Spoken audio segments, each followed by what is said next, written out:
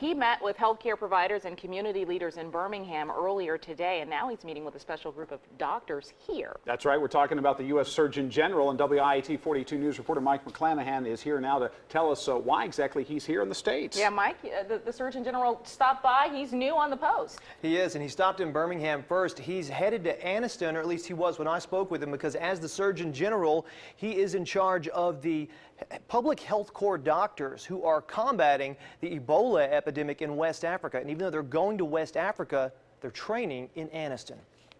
The latest Ebola outbreak marks a frightening moment in our nation's history. The first case of the deadly hemorrhagic virus ever diagnosed on U.S. soil. I'm happy to say that even though we had a few cases here early, we currently have nobody in the United States who has Ebola. But if we really want to keep our country safe from Ebola, we have to attack Ebola at the source.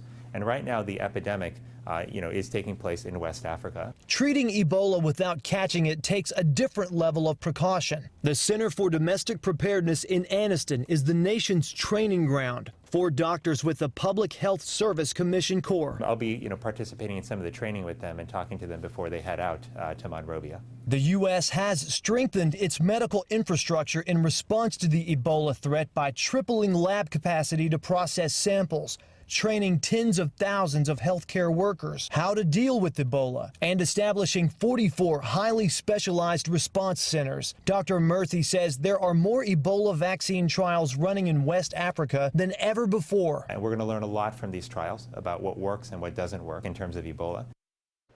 Some of the local health issues the Surgeon General talked about today were the lack of mental health treatment options, ways to navigate the Medicaid coverage gap, and also innovative ways to encourage disease prevention. Mike McClanahan, WIAT 42 News. Coverage you can count on.